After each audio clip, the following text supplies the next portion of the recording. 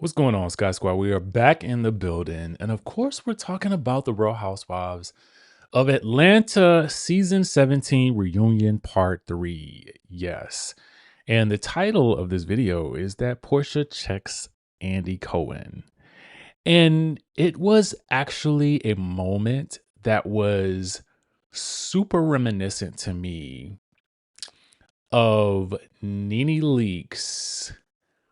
I don't know if it was season 10 or 11? I cannot recall which season it was, but Nene was in black. She had her hair pulled back into like a ponytail. I remember that. And Porsha was sitting across from her. Porsha was expecting. Eva was on the other side. Cynthia was on the other side. I think this was also the season that Shamari was on.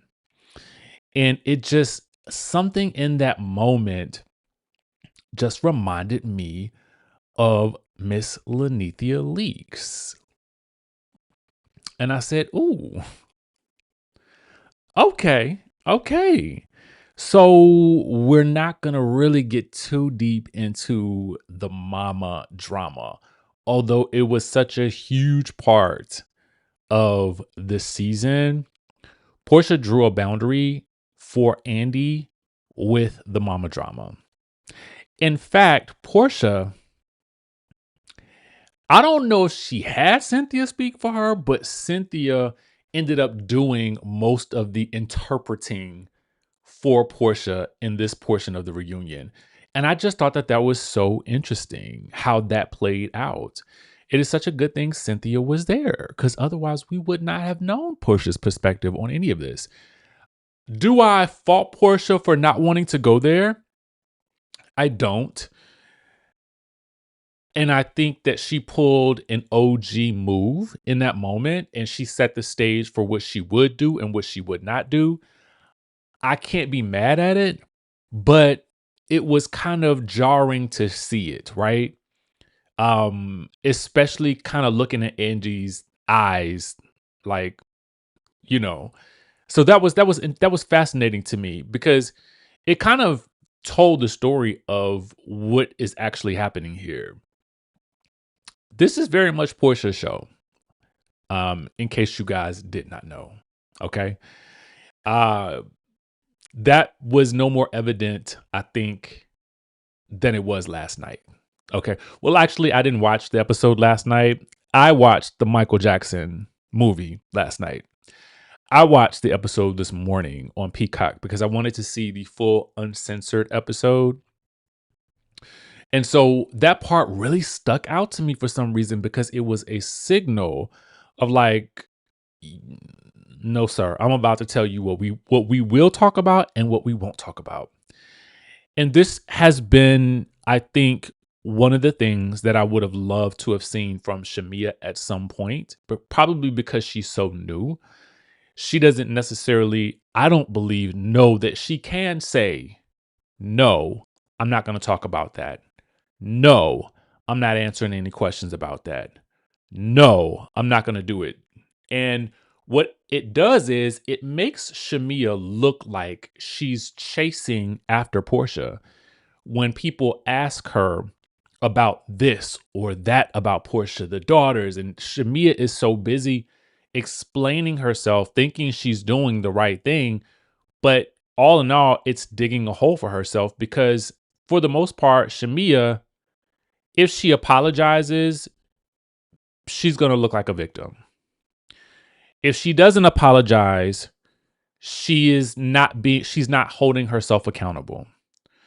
But the rules don't apply for everybody in that same regard. They just don't. They just don't. They just don't. That's just the fact of the matter. And I said it, I think last week, that I felt like Shamea should not come back to this show. And the reason why is, and I know a lot of you guys have felt like, well, she should come back because she can't let them push her out of the show. It's not about that for me. It is one thing when you have to fight with the girls, okay? It's a completely different situation when you've got to battle the host, okay? And what I noticed was the right side, the couch on the right side had to explain their every action. Okay? Anything they ever said came out in this reunion, okay? They had to literally speak to everything. The other side of the couch, not so much. They weren't really asked to dive too deep into something that they said about somebody else. It just felt imbalanced to me. So I kind of feel like, regardless of what Shamea does, I don't feel like Andy really sees it for her, to be quite frank with you. And I don't know that the other girls really see it for her either. So when you got that layer, the fans don't see it for her. You've got to also battle with Andy, and he's essentially running the ship allegedly. Why would you want to put yourself in a situation where you are set up to fail? That's what I feel like. And then to see Shamea at the very end, girl, we're going to get to everything else. But these are the things that stuck out in my mind. To see Shamea running over to hug all those other girls on that other couch. I said, Father Jesus, please sit her down somewhere. Okay? Please sit her down. Girl, no. Angela does not want to hug you. This woman, whatever you did to Angela, girl, this woman hates your guts. Okay? You trying to hug her and she's steady giving you the Matrix, trying to dodge you. Girl, read the room. Read the mother freaking room. Why are you rushing across to hug these people? And this is what's going to happen, okay? It's going to be, yeah, she was hugging me last season, but I'm going to still bring up something she said last season prior to the hug, and I'm going to still hold that against her. Angela, Drew.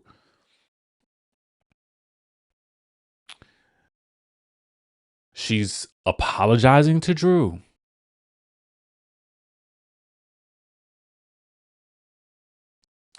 She tells Drew, I've never gotten an apology from you. Drew apologizes for the horse. Yeah. Okay. What I was also waiting for was, just as I asked you guys this, I said, because Shamea is forced to comment on everything about Porsha. But Porsha, I'm not mad at Porsha. Let me make that clear to you, okay? I am not mad that Porsha set her boundary. Point blank, full stop. She should, okay? But poor Shamea, which again puts her in the victim role, right, is forced to, in part one of the reunion, talk about how great it is to see Porsha happy with Sway. And I said, I wonder if Andy is going to ask Shamea anything about her surrogacy journey, which we do find out more on this week. Sadly enough, we find out that this new surrogacy, it did not go well. And so as she is having to relive that, moments that Porsha says she does not want to do, as she is forced to relive that, even Chaos Michelle is like, yeah, I'm sorry, Shamea. I'm sorry. Now, I don't know that. I don't know why that moment didn't last, because Andy said, I hope y'all can maintain this. That moment didn't last. Okay, Michelle, because just last week she got up on that Instagram or on that TikTok and she let loose and let have. Okay. As is her right. But it was not asked of Porsha how she felt seeing Shamea go through that. And so this is why I know that the scales are always going to be imbalanced for Shamea.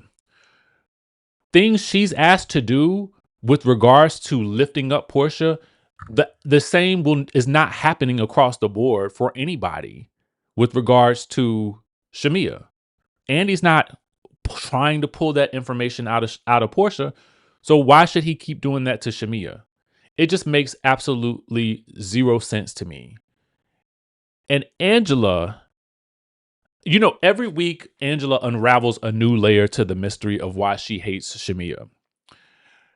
This week's new layer is that Shamea took a photo with the guy that made the toast to Charles allegedly being in the restaurante, okay, meeting some other woman or something like that. Now, apparently Shamea has taken a picture with this man. So, was it Phaedra that did this or no? Was it Kelli that did this or no? Was it Shamea that planted the man or no? Was it Kelli, Shamea, and Phaedra acting together or no? We don't know. Honestly, and I don't care. I don't want to hear anything else about that situation. And if I reflect back on Angela, episode 1 of season 17, Angela sat in her confessional and said, I don't care what y'all say about Charles. I don't care because I'm not answering it. When she said that in episode 1, I said, that is the smartest route that she can take. Because if Charles will be her weakness, and it is, those other girls know that. I said, if you stop letting that be your weakness, then they won't ever get anything else from you. They don't have no power over you. You take that power back. But just as soon as she says that, everything that happened last season with regards to Charles is now coming back up from anybody that ever said anything, even if they made up.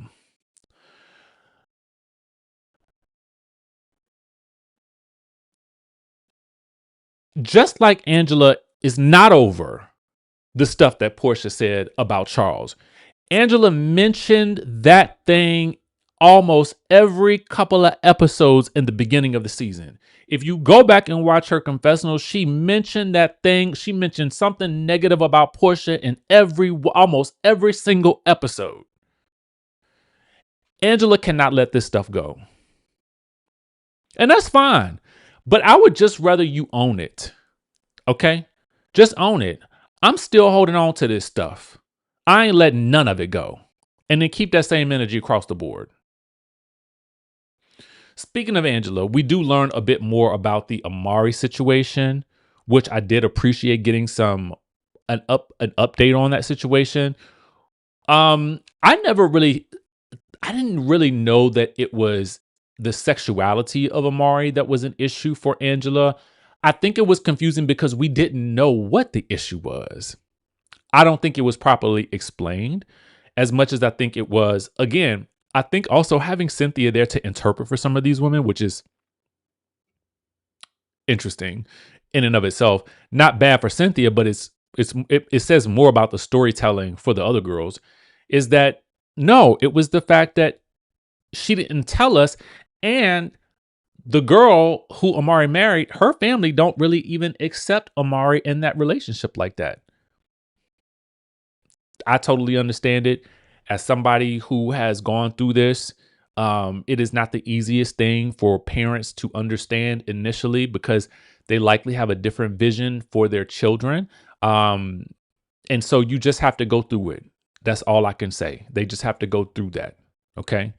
But I think having that level of context would have been beneficial to the storytelling for the season for me. Okay. I'm gonna state this as I personally think that the dynamics of the show would change dramatically if Kenya was there. I do. I think that you would definitely have a very, very different energy on this show if Kenya was still there.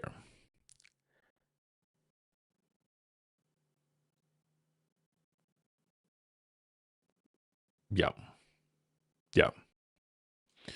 I'm gonna just look at a couple of comments here real quick, and then we'll keep it moving.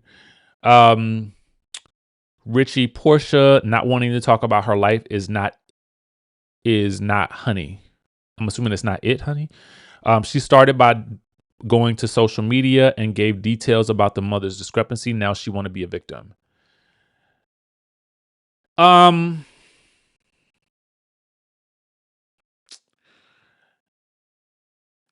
I don't really like the idea of making people out to be a victim, because what I feel like what happens when we say, "Oh, you're just being a victim," it is sometimes our way of taking away someone else's hurt because we don't want to acknowledge it. Okay. So we would rather say, well, that person is playing victim because they are actually experiencing hurt in real time. And we don't want to accept it because we don't like them. So I try to stay away from calling people the victim, but I know that a lot of people say that Shamea is acting as the victim. And I'm consciously aware of that. But, and I understand the actions that make someone look like a victim to the audience. I do.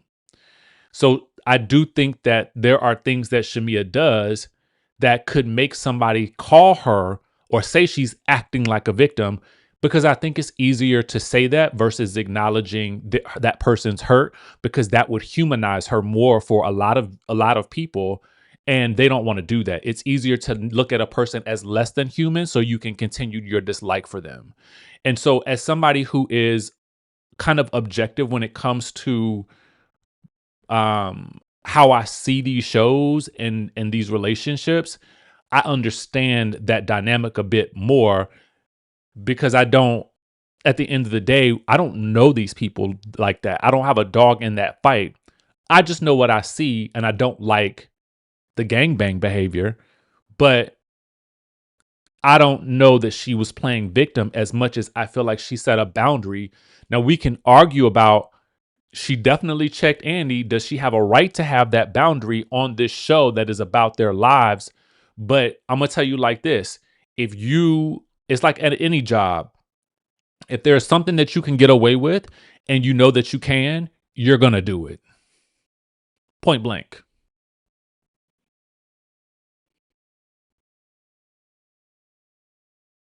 And I think that's what I mean. I do feel like sometimes when I'm watching this show, I feel like I'm being gaslit. And that's a little bit triggering, even though I try to have this observe and not absorb response to watching the show. But it's very difficult when I do feel like I'm being gaslit. What I notice is also too, anytime someone, and I know that a lot of people will say, well, Kelli jumped in, Kelli jumped in, Kelli jumped in. But what I also noticed is anytime somebody else on the Kelli, Shamea, or Pinky were trying to answer questions, the whole side of the couch could chime in just and argue that person down. But Andy had zero patience for anybody on the other couch doing it. Okay. To the point where even when Shamea was trying to explain how she didn't want to stay in a dirty room, they could not shower. So they did not want to go and be around the other ladies for dinner because they didn't get a chance to change clothes. Right. So I think to minimize, even with Andy talking about, well, I got a dinner reservation after this, but you got a job first. So let's get back to what you're supposed to be doing, sir. Like, I'm not sure. And I think that this was also Cynthia's way of minimizing Shamea and Kelly's complaint about the room situation. But to kind of try to rush Shamea through explaining it, I thought it was real rude of Cynthia. And I didn't get why she was doing that. Because at the end of the day, Cynthia, she basically said it wasn't your fault. I know it wasn't your fault, but I'm letting you know that the room was dirty. The bathroom was dirty. And for Andy and everybody else to sit there and make it. And this is why I say they treat Shamea, and I think sometimes Kelli, as less than human. Why is it okay for them to have a dirty bathroom and a dirty room and not raise a complaint about it? Why is that okay? And she would have never given anybody else on that couch those accommodations. I don't know why they should be expected to just. I guess they deserve dirty rooms. Let's leave it there. If the general consensus must be they deserve dirty rooms, and I don't want to hear nothing else about it. You complaining about it, you are trying to sabotage my trip. That sounds cockamamie and crazy. And that's the gaslighting that I'm talking about. Y'all going to try to make it seem like it's okay to put these two people in another room? I get it. Y'all don't really like them. Y'all don't really F with them like that. But dang, like have some cool. They dragged Angel for filth, okay? For the filth about that house in Colorado, okay? I don't think Andy had a big problem with that.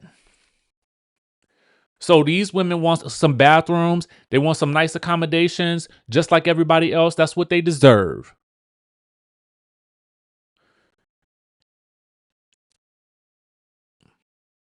That's crazy to me.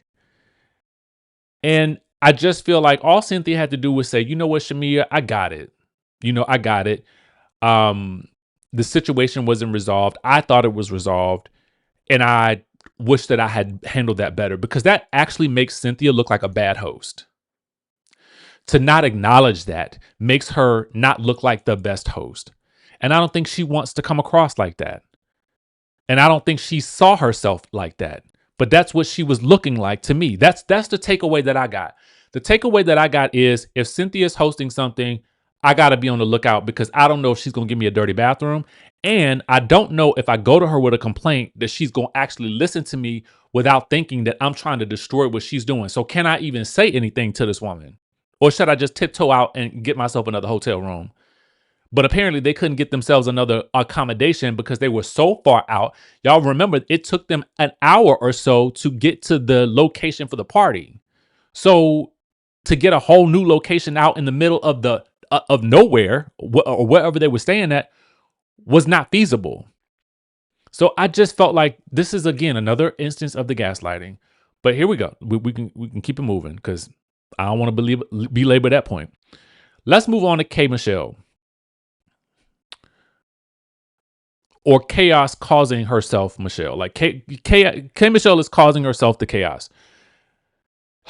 The Blakk situation comes up. Essentially with Blakk, she had heard from somebody who does either hair or makeup or something. I'm not sure which. I'm not trying to be offensive, because I know they are two different, very different. I have friends who are in both fields, right? But she has heard from someone that they were going to try to connect her and Blakk. So she went ahead and she put it out there. That, she gave over the text messages to production, I'm assuming, the DMs or whatever. All of this that she's gone through with Drew was really much ado about nothing, because whether or not that was true, Drew is not going to admit it. And that's another thing I don't like with a lot of these ladies, is when they're doing like a lot of shade stuff, they just won't admit what they're doing. I think that's the level of respect that I don't have. When I watch Ultimate Girls Trip, it always feels like a breath of fresh air after watching the Atlanta reunions. When I see Giselle going to get tea from people and spreading the gossip and getting and stirring the pot, Giselle happily sits in her confessional and is like, yeah, I'm trying to get to the bottom of the tea. Yeah, I said it. Did I say it wrong? I probably did. I prefer that at this point, okay? Versus you doing what you're doing and pretending you're not doing it. Okay. So I don't know if Drew was doing anything about K. Michelle, but what I'm talking about, what Drew did is I'm talking about her running up to Kelly's restaurante. Like, don't try to make it seem like you was for real, going to get some food for you and the fam when you probably knew that location and you posted it on social media because you wanted people to see it. So then what I don't like that Drew does sometimes is, what? I didn't do that. I was really hungry that day. I just wanted some food. And it's like, Drew, I respect you too much for you to be carrying on like this. Now, I don't mind a level of delusion for my housewives because I feel like that's required and I actually prefer it. But what I don't like is if you're stirring the pot, just simply say, you know what? I was being messy. Yes, I was. She's been messy to me, and I'm about to be messy to her. How about that? So that's what you got. That's what I would appreciate from Drew moving forward versus me? It was me who did it? No. Oh, God. No, I just happened to pull out my camera and I was looking at myself in the mirror because I looked good that day. And then I just stumbled upon the restaurant and realized there's nothing here. So let me post it on Instagram. What else would I do? Girl, no, just simply say, no, I was being messy and she deserved every bit of it. I would appreciate that a little bit more than the shock, gasp. I didn't, me? Who? Oh, ooh, wha- Every time I looked over at Drew in this reunion, that was what I was getting. I got a lot more face. It was a lot of that. And I was like,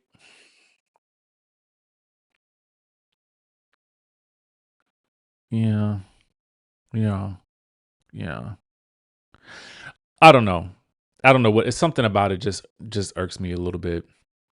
Um there was one moment where I did think when Kelly told Porsha to go get her Go Naked models, I did kiki a little bit. Speaking of Kelly and her face off with Angela, I did agree with Andy. Can y'all please stop? Like, after a while, I mean, and I blame Andy a little bit for this because, when they first start going at it, he's a kid in a candy store. So you know what it is? I'm gonna tell you what it's like. Okay. I have a I have a new dog. Okay. I have a new dog. All right. It would be like me. This it would be like me saying, hey, come onto the couch. But I don't really want the dog on the couch, really, for real, right? But it would be like me asking the dog to come on the couch for like a hot second. And then if when I'm gone, the dog is on the couch and I see it in the camera. Okay. Now, why would the dog think that it's okay to hop on the couch? Because I actually invited the dog to get on the couch. So when I'm gone and the dog decides to meander onto the couch, which he has not, but if I see it in the camera, I'm gonna be like, why the dog on the couch? Okay. Similarly, none of these women, I'm not equating these women to dogs. What I'm saying is the analogy is here. If when they're going at each other, Andy, you are gleefully kid in a candy store, they're going to keep doing it. So either you set the boundary for positive, constructive conversation, or you're going to have to just let them go until they get tired. Okay. The camera crew will know when to cut it. Best believe, because we know that they will. What I'm saying is it's seemingly encouraged. So they're going to keep doing it.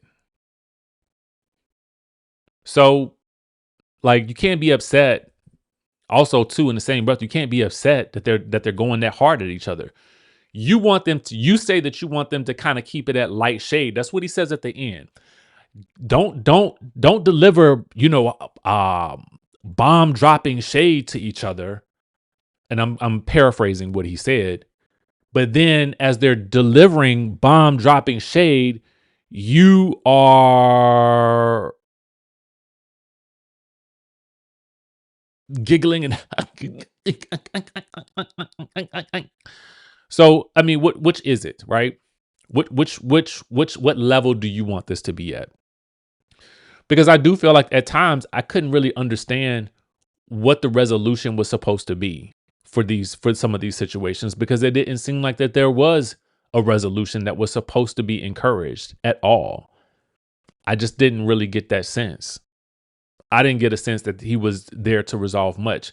I thought that there was some relief when it was resolved, but I didn't really get the sense that he cared to resolve anything, to be quite honest with you. And to be quite frank with you, and I know I'm probably I don't even care at this point. Um, I quite frankly would prefer somebody like a Nina Parker host this type of reunion, or maybe even like a Tammy Roman, because I feel like Tammy Roman or Nina Parker could really get at some of the issues with these ladies in a much more productive, neutral, fashion. Like, I feel like Andy is enamored with some of the women, especially some of the women on the right couch. I mean, the couch with like Porsha, Cynthia, Angela, Drew, and Phaedra. They've been there longest. They're about the fashions. There's a level there that these women are at that the other couch just isn't at yet because of their tenure on the show. Angela, I think, fits in with that group because of her ability to read the girls off the cuff, which we cannot deny. We can't deny that she's good at that. I just feel like she uses it more now as it's like an exclamation point at the end of every sentence. And I'm like, I need you to just dial it back a little, reserve those bombs for when they're absolutely necessary. Because if I read a paragraph and I'm editing something and I see that you put an exclamation point at the end of every sentence, then that reduces the impact of all of your reads. Now you've got to just keep reading down to the ground. You got to take the reads to hell. Okay, essentially. Because if every sentence ends with a punctuation mark, I don't know. Now there's no nuance in what you're saying. So you lose me there. So you could be reading the girls down and I'm now not hearing the reads because I'm kind of confused as to why you're going so hard. If that makes any sense. Some of you guys will get it and some of you won't, and I'm cool with that. Okay? If it's willful ignorance, that's fine too. But I do feel like having someone in of a Tammy Roman or a Nina Parker capacity would get a lot of these ladies in line, because Tammy nor Nina would feel to me like they would be so enamored by one couch or the other that they wouldn't be able to objectively hear. This is what I see what's going on here. Are you going to acknowledge this or not? Like, that's what we need for these reunions. And I know Andy wanted to have fun because he said it. Yeah, I had so much fun. That's all well and good, but it didn't feel fun to watch for a lot of us. Okay. There were fun moments. Absolutely. There were definitely some fun moments. But because I felt like I was being gaslit as I'm watching it, I just kind of felt like I can't really enjoy this. Actually, to be quite frank with you, I was not looking forward to watching this episode, mostly because of how I felt in the past 2 weeks. And I knew it was going to be more of the same. So as I see Shamea continuing her same behavior, I'm like, girl, when are you going to learn? Okay. You give somebody a hug when they've earned it. The only hug that was earned, maybe, was Cynthia. That's it. You and Angela have a ton more work to do. That woman don't like you. Whatever you did to her, you would think that Shamea did to Angela what Shamea and Porsha have done to each other. And it ain't even that. But whatever it is, she ain't ready to rock with you. So stop running over there trying to get hugs from these girls. You trying to be accepted where you ain't accepted.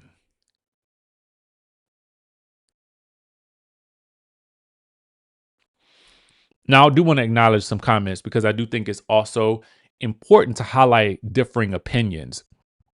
And I appreciate that, which is why I like doing these live too. JI says, JI2784, I want to get it right, says, it was fun for me. LOL. I really enjoyed it. And I get that. You know, I am happy that there are quite a few of you out there who really, really enjoyed it. And but this is how I felt.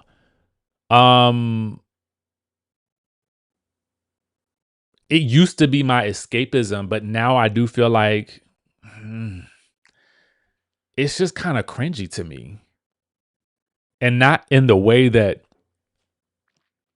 somebody did something that they should be embarrassed about, but it's more that it just seems so like it seemed more like everybody's objective was to kind of go as to be kind of low down, right?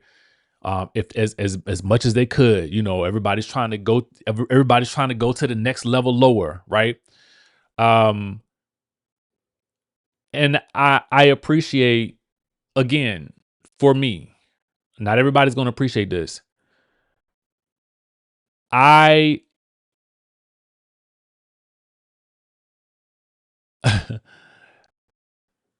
I can't blame Porsha for taking the road that she took, because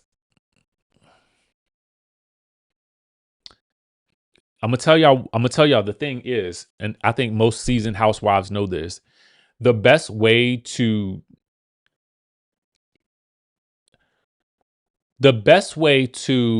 remove to stop a fire is to remove the oxygen.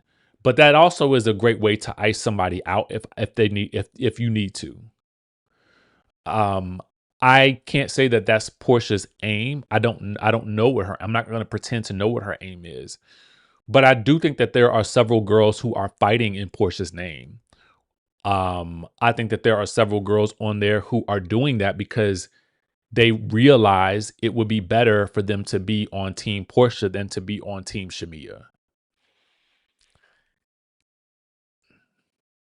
Now, regardless of whose fault it is, who came in first starting the teams thing, I don't know, but I do feel like that's what's happening, because ain't nobody's beef greater than the Porsha and Shamea beef in this equation, but some of those girls are fighting her just as hard. Um,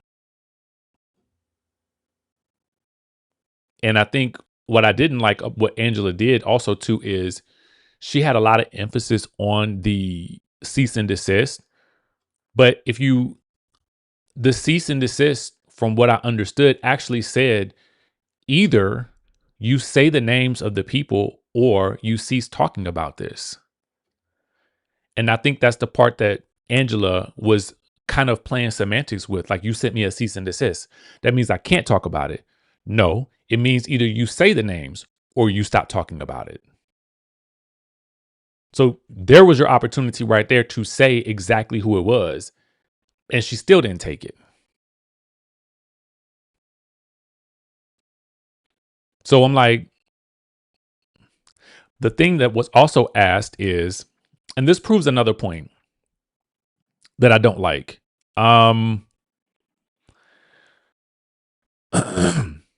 There was a moment that was asked about Angela having the receipts about Pinky having a wife in the basement. When asked where the receipts were, it was really mostly that Angela had heard that Pinky had relations with women. Okay. Eh. I mean, all I'm gonna say is, Pinky already talked about that. It's not surprising to me. I mean, nothing really surprises me. Okay. Um, but also too, Pinky didn't have no receipts about whatever she said about Charles not liking her. And that was like an eye opener right there for me. It wasn't an eye opener. It was mostly confirmation.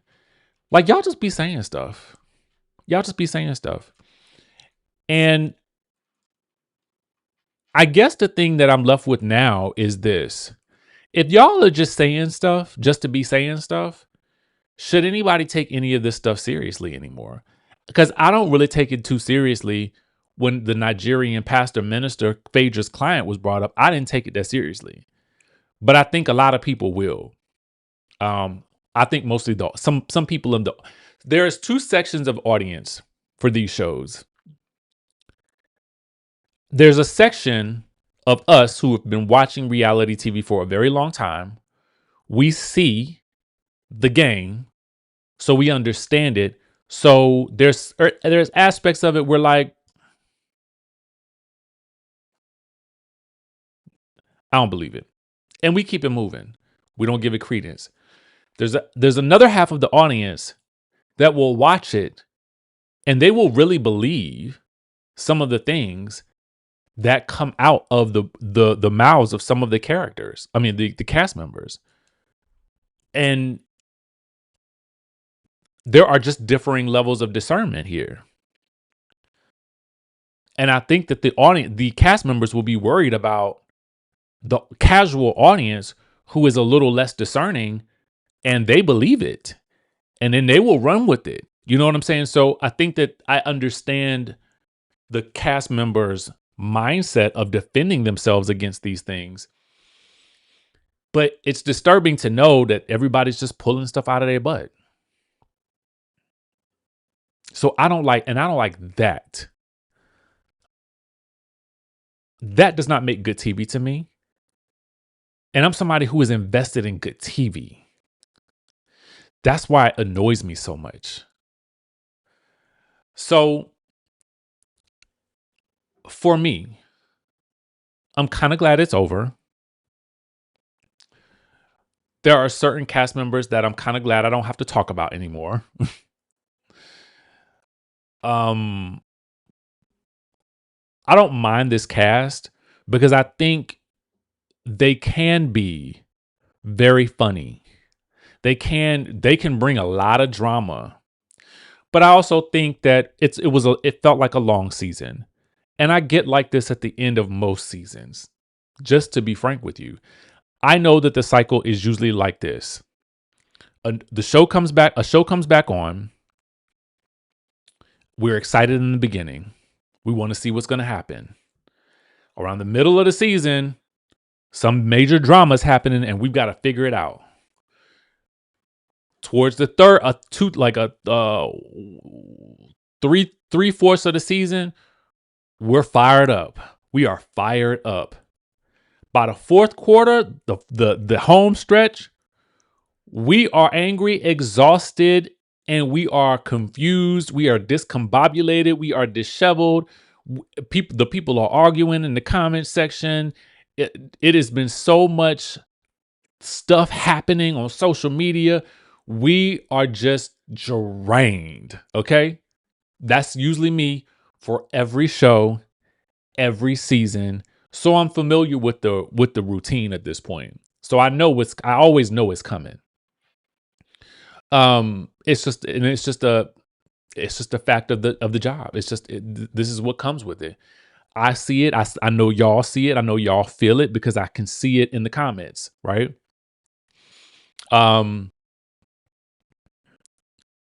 So the reunion ends on a somewhat positive note. We've got some resolution there. K. Michelle, it sounds like, has tried to resolve things with Drew. So that'll be interesting to see. K. Michelle acknowledges that she kind of likes when Drew gets under her skin a little bit. Porsha and K. Michelle have hashed things out. So that looks good. Cynthia and Shamea have hashed things out. So that looks good. Shamea then tried to hug half the other couch. Hopefully her and Drew can be good moving forward. The door is absolutely closed for Shamea and Porsha because they both feel the same way about each other. And frankly, I feel like that friendship should end. It ended in season 9. If you want to be for real, for real.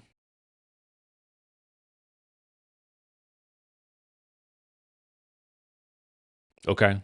For real, for real. Um,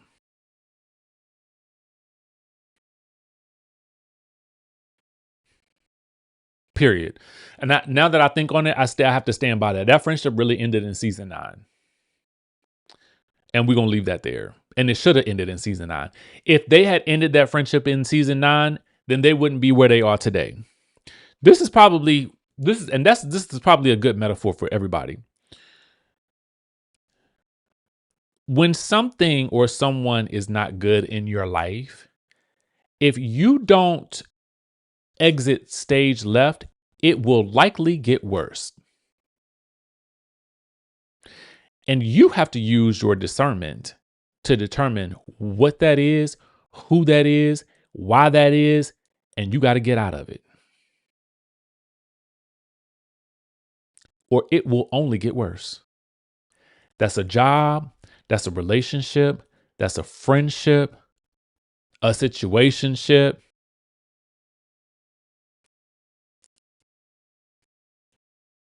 And that's for both of them. Period.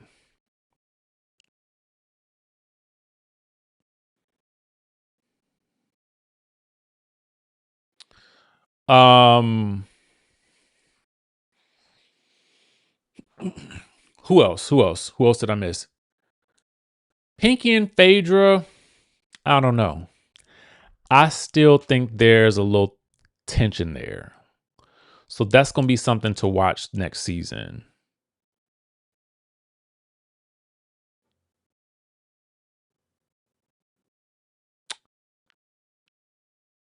And I don't know. I don't want to say that. Actually, I'm going to say it because I think it's worth saying. I don't know. Kelly's in an interesting spot being friends with both Shamea and K Michelle.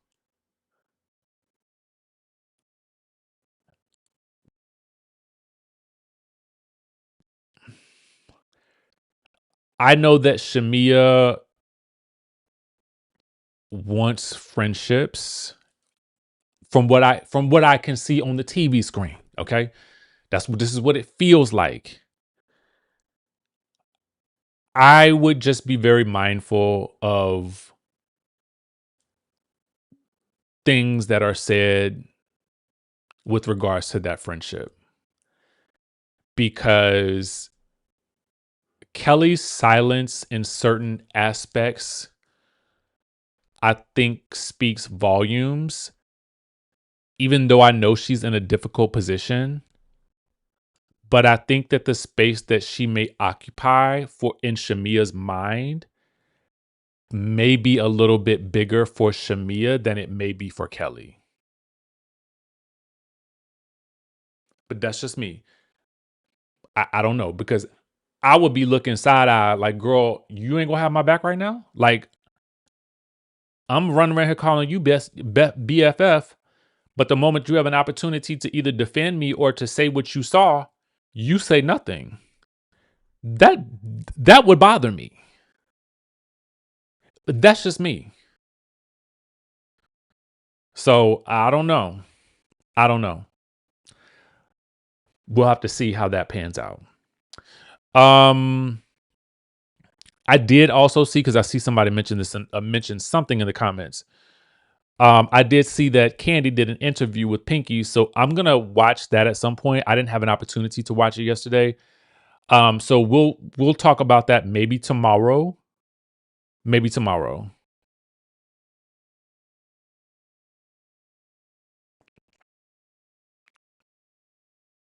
Maybe tomorrow.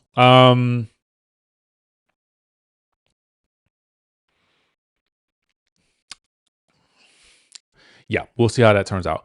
Um, I'm interested in seeing it because I actually feel like Pinky's story is actually really, really good. Um, Let me just check something, y'all. I want to make sure I'm not missing the meeting. I think my meeting's at 11:30. Hold on, y'all. My apologies. 11:30. Okay, cool. Good. All right. So let me get back to what I was saying. Yeah, so we'll see how that goes. I'll watch it. Um, I think that's about it, y'all. So two things real quick. Oh, am I enjoying Girls Trip? Yes, I am actually.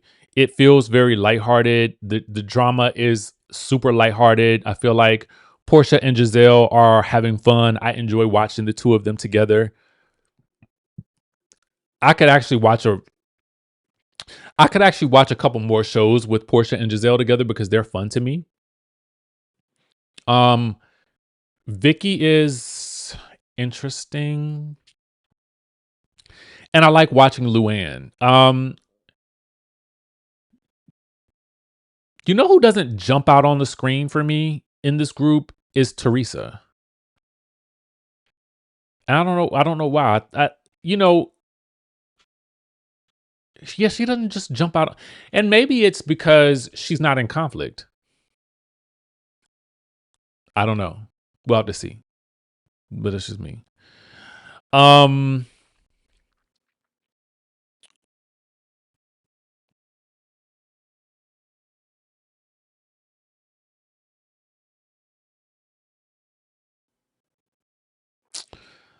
uh, Kiki says Kenya would wear Shamea out. I actually think it would be a bit the opposite. I actually think that I think someone like Kenya would have probably forced Shamea to level up in a much smarter way.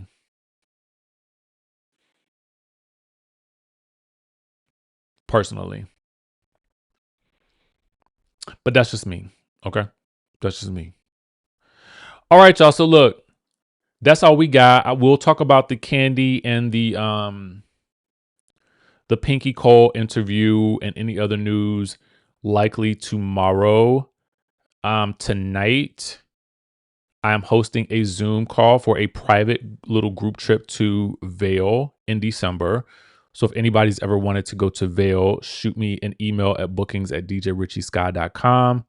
I'm going to place that in the description so you guys have that. That will be at 7 p.m. So definitely email me before 7. The email is in the chat. Also, too, I am hosting a 21-day challenge for any of you guys who have wanted to go behind the scenes with me on how to really jumpstart your YouTube journey. So if you've been somebody who has been wanting to do YouTube or start your content creation journey, we're going to do a 21-day challenge starting September the 1st. So the doors will be open for this challenge through this week. So my suggestion is that you get in now. You will have access to all of my courses for up until October 31st. So everything, any course that I have out there, you have access to that. And then the challenge, you just basically show up for 21 days and you commit to the journey of creating content as I walk you through a day-to-day of what that looks like. Okay. And then I do 3 live Q&A sessions once per week for that 3-week period of time that we're on this. And we're going to get these things done. So if you've been struggling with your YouTube channel, if you've been struggling to stay consistent, this is all about accountability. When I meet with people, what I end up hearing from them is, oh, well, I started, but my job, something at my job came up, or I wasn't getting no views, so I quit. And I always be wanting to tell y'all, like, you ain't gonna get no views in the beginning. YouTube don't even know what you talking about yet, right? YouTube don't even know who you are, what you about. It would be like you expecting a marriage proposal after date number 1. That person don't even know you yet. Like, you know what I'm saying? Like, that's probably a bad analogy, but like it would be like, why would you subscribe to Netflix if they only had 1 or 2 movies up there? You're not going to subscribe to that. Who's going to do that? Why would you do that? You don't even have no videos. You ain't even been consistent. So the algorithm has no idea who you are, what you're about, and if you're really even serious. Yes, that includes faceless content as well. So, and we're doing it because what I realized was y'all be amped and hyped up during these live master classes. Y'all be amped up, hyped, okay? During our one-on-ones. Y'all be amped up. The moment we get off, I don't know what happened. I'll be looking for emails from y'all. I'll be like, where the email at? Where the update at? When you go? I thought you were supposed to send me some videos. No, what happened, friend? Where you go? How you missing like that? Yeah, I said it. I said it. And so some of y'all really just need an exercise in learning how to be consistent. That's it. So if you can do anything for 21 days, you can build a habit in 21 days. That's why we selected 21 days. Also, after 21 days, I'm going to be in Bali anyway. So I ain't going to be able to help you after that point. But up until then, I'm actually going to be also building a YouTube channel as well. So you can see what that process looks like for me as I do it and why I don't give up when I'm in this process. Because I know what it is. And y'all know the YouTube requirements for monetization are changing February 1st. So right now it takes 4,000 watch hours and 1,000 subscribers to get monetized. In February, it's going to take you 8,000 watch hours. So some of y'all going to really be like up the creek. So you got 5 months to get it together.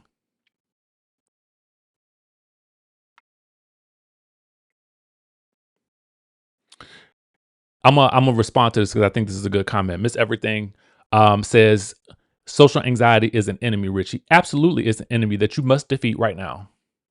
Okay. I am somebody who is naturally an introvert, but y'all know what? I'm creative. Okay. If I can't do nothing else, I can create some stuff. And to be quite honest with you, I feel more comfortable talking to y'all than I do sometimes talking in public. And you will feel that when you start creating content. It will open up a whole different side of you that you did not even realize that you had. So now, you know, if it's 1,000 people on the chat, I'm able to talk and feel free. I feel free when I'm talking to y'all. Like I'm not even thinking about myself. I'm not thinking about how I look.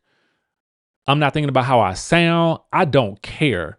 My goal is I know I'm gonna watch the episode. I'm gonna get online. I'm gonna talk to y'all. That's it. That's my job. I'm gonna watch the episode. I'm gonna talk to y'all. Watch the episode. Talk to y'all. Period. So you just think about your content in that way. I'm gonna talk to my people. And what will YouTube do? If you keep talking long enough, YouTube will find you your people. So you don't have to have this grandiose personality. Your personality can actually be very, very intimate. Okay. And if you watch some of your favorite creators, all of us have different personalities. But that's what makes us us. All right. If you guys are following House of Glam, follow House of Glam. If you want anything on fashion, lifestyle, travel, especially that lifestyle. And if you want to learn how to also do some editing too. But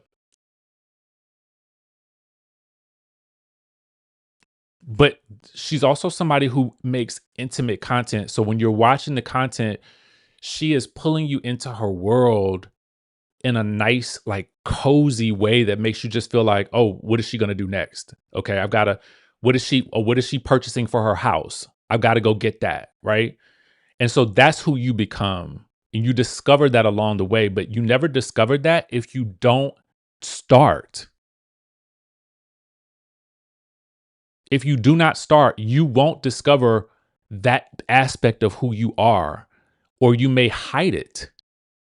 And there's no point in hiding it. Who are you hiding from? Is it your best friends? Is it the people that you think that they're going to judge you? Because let me tell y'all all this too, while I got y'all on the line. When I started this YouTube channel, I didn't tell none of my friends. I didn't tell my friends, my family, and I didn't ask them if I should do this. I didn't ask anybody.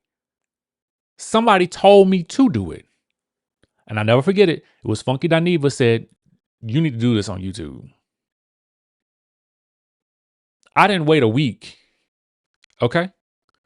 I didn't know what I was doing. For real, for real. But I did it every day. I just did it every day. I literally followed what somebody else told me to do. I knew. I mean, I also have what they call camera balls, and a lot of y'all probably have that too. You just haven't discovered it yet, and that's where you could just get on camera when the red light turns on, or when the light turns on from this camera. You lose yourself a little bit, and you want to do that. You want to lose yourself. Famika says, I feel like I need critiquing, but I'm posting. I don't think you need critiquing. I think you just need to keep posting. I mean, you could need a little critiquing, right? Feedback doesn't hurt, but I would say right now, create the content that you want to make. And I said it in a video yesterday that I posted. If you want to create content and you don't know where to start, take the subject that you love and then talk about news related to that subject and give your opinion about it. If you cannot think of anything else to talk about, just go Google a news article, Google what people are talking about, see what's trending about that subject, and then talk about it. And that's the other thing I said in my other video. If you have a new channel and you can go live, go live. That will help you start to get to that monetization threshold because you're going live. So you're able to talk a little bit longer. So then you can actually start to have, when people come to your channel, they have longer videos to watch. And you're much more likely to get engagement by continuing to go live.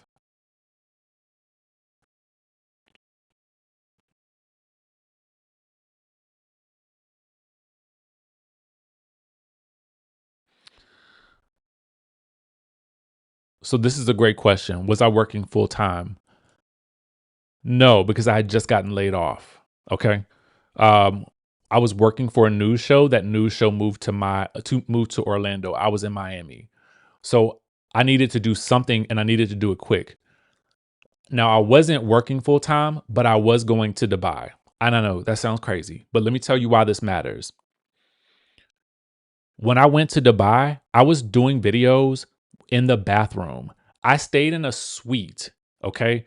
We had a very big suite. There were 5 of us. Okay.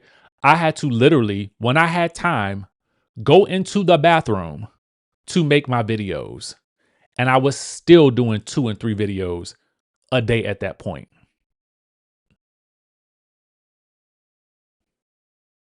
So it can be done. You know what I'm saying? It can be done. You got to get it in where you can fit it in. Do you want this? Do you want that? Do you want that? Do you want these extra checks or not? That's pretty much it. Do you want to replace your full-time income or not? That was my thought process. That was me. That's what I was asking myself. Do I want to do this or not?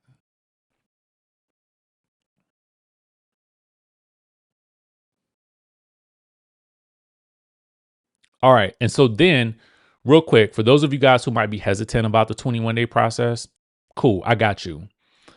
In this video, when this video ends, I'm going to place a link to a 3-hour live that I did on this channel in January. I took that video down and I edited it down so that it would be a lot more smooth. And you can literally watch that to learn everything that I do, my entire process. So you can see that for free. Matter of fact, I'm going to put it in the chat right now.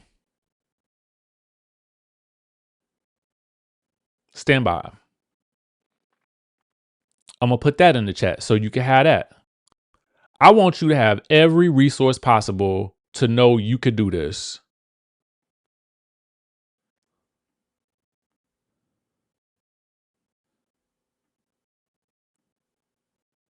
This takes you through my entire journey, my entire process. Watch that video.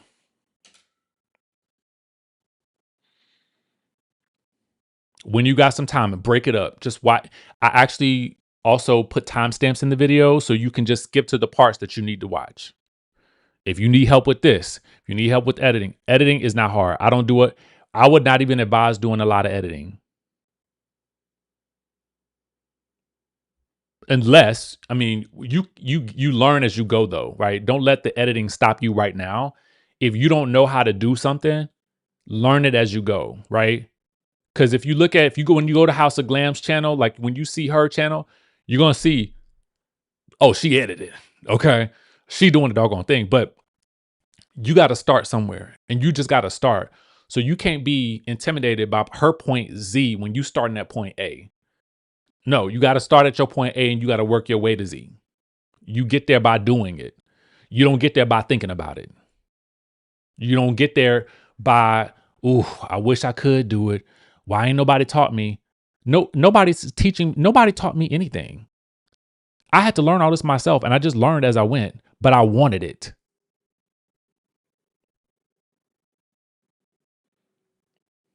Let them know.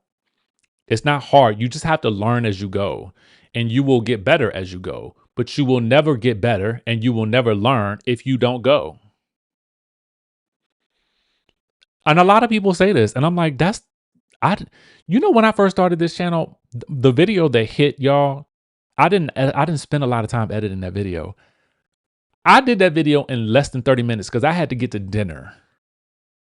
It was a Friday night. Okay.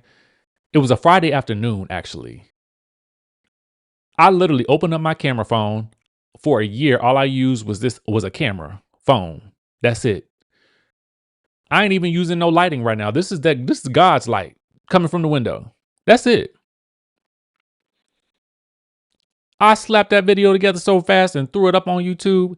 Next thing I know, that video was getting 100. It had gotten 100,000 views by like the end of the weekend. I was like, what? Okay. I'm in the right place now. All right. But a lot of times you don't give your videos an opportunity to grow because you so scared that, oh my God, it don't look like so and so's video. Oh my God, I can't edit. Oh my God. Just slap that get that video up there. Some of the videos that I watch now are like people are just walking outside and talking.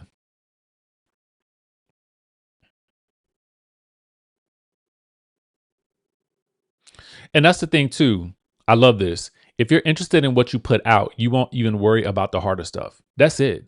As much as y'all know, as much as these housewives get on my nerves, I like talking to y'all about it. So even when an episode comes out, like the one that came out like today, last night, I ain't really enjoy it, but I enjoy y'all.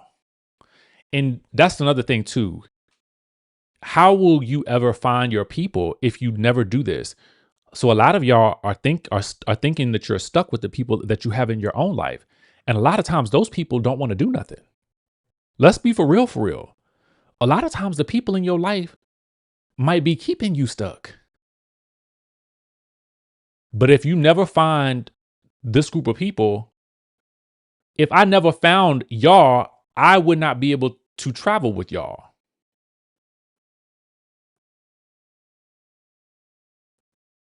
Yep, turn that phone horizontal. Like this. When you want to focus on the long form content, y'all. Focus on the long form content. I'm telling you, it never goes out of style. Short form content, like the reels and stuff, is trendy, and you could do it. It could be some fast cash there. It can be. I ain't making no promises to you, but it can be. But a link to my first video, I would have to go back 3,000 videos to find that video. I don't have time to do that. But what I can say is, if you want to go back and find it, you can. But I'm not gonna. No. I will give you. I literally gave you a 3-hour course for free. Watch this video. If you watch that video and you say, I could do this, then you belong in our challenge. If you watch that video and you say, I can't do that, don't worry about the challenge. Okay. I don't even want you to stress yourself out like that. This is for somebody who's ready to level up.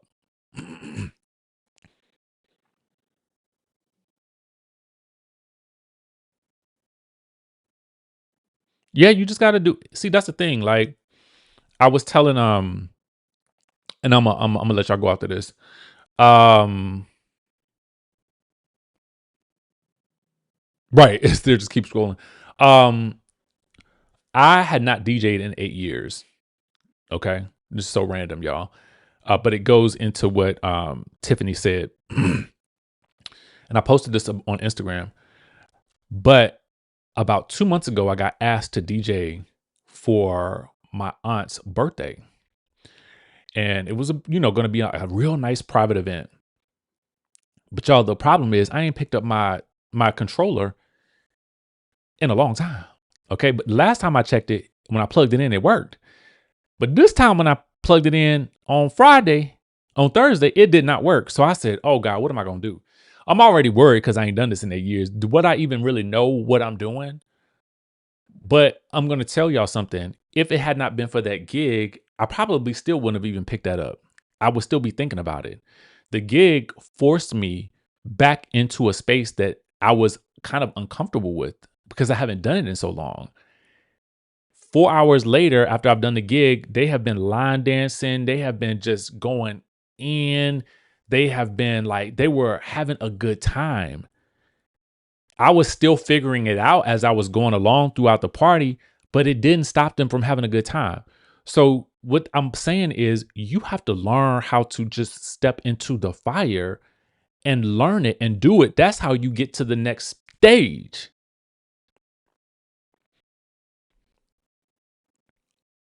Okay, so what's stopping you? There's nothing stopping you. It's free to do. No one can stop you. You have free will. Don't think that there's a barrier there unless you just don't have the ability to on your channel. But 9 times out of 10, if you put up a couple of videos, you should be able to, that opportunity to go live opens up on YouTube. So just go live. Just do it. Even if you don't know what to say, you'll figure it out.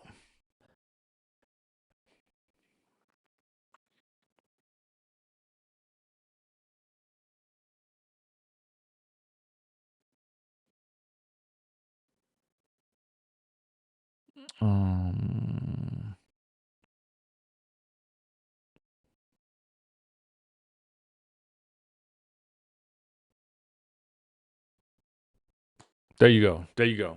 There you go. There you go.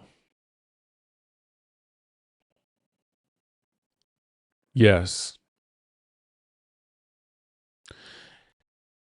If you are afraid to go live, the way to get over that fear is to go live. The way to get better at going live is to go live. The way to learn how to ride a bike is not by walking. It's by getting on the bike. The way to learn how to drive is not by just being a passenger. It's to get behind the wheel. So yes, just go live. Now, if you want to prepare some notes, know what you're talking about ahead of time, that's fine too. That's fine too. I suggest it actually. But there's some magic when you go live and you just have to figure it out. and then you'll do it again, and then you'll get better, and you'll keep doing it, and it's like when you go work out, you working out your muscles.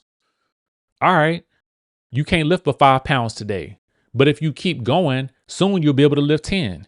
Then you'll be able to lift 30. Next thing you know, you keep practicing, you'll be able to lift 100. So you got to get in the game in order to learn, in order to play. Like, get in the game, friend.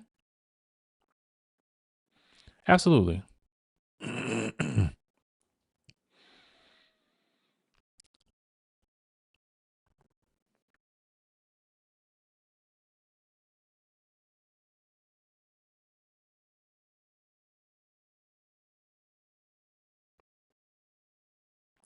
All right.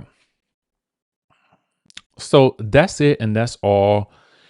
Y'all, thank you for rocking out with me to another season of the Real Housewives of Atlanta. Um,